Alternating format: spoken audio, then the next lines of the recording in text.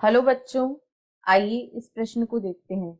लुप्त शब्दों ए, बी व सी और डी को पहचानिए और सही विकल्प का चयन कीजिए। यहाँ पर कुल फाबेसी, सोलेनेसी तथा लीलिएसी के कुछ लक्षण दिए गए हैं तथा कुछ लक्षणों को हमें यहाँ पर पहचानना है, जैसे जिन्हें ए, बी, सी तथा डी से इंगित किया गया है।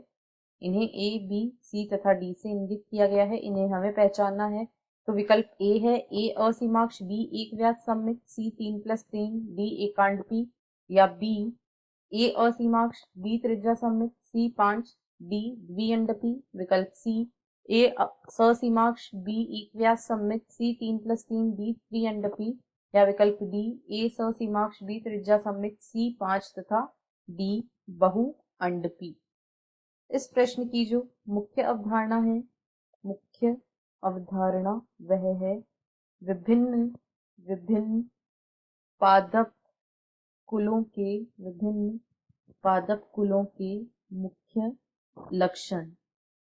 तो यहाँ सबसे पहले हमें फाबेसी कुल दिया गया है और फाबेसी कुल के कुछ मुख्य लक्षणों को यहाँ हम देखते हैं। इनमें जो पुष्पक्रम होता है वह असीमाक्षी प्रकार का होता है। इनमें असीमाक्षी पुष्पक्रम पाया जाता है, यानी जो अक्ष होती है वह पुष्प में समाप्त नहीं होती है और सतत रूप से वृद्धि करती रहती है।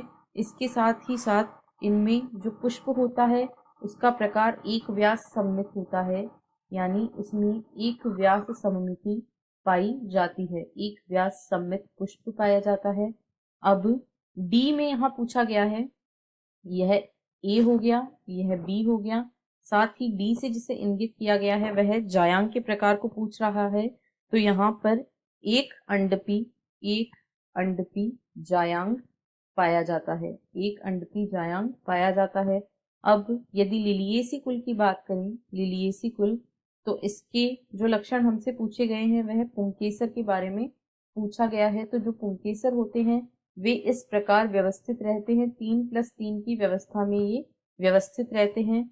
तो इसे सी से इंगित किया गया है, अतः सही उत्तर होगा ए असीमाक्षी, बी एक व्यास सममित, सी 3+3 तथा डी एक अंडपी। और ऐसा विकल्प ए में दिया गया है, बी, सी तथा डी में नहीं, इसलिए विकल्प ए इस प्रश्न का सही उत्तर है। आशा है आपको प्रश्न समझ आया होगा। धन्यवाद।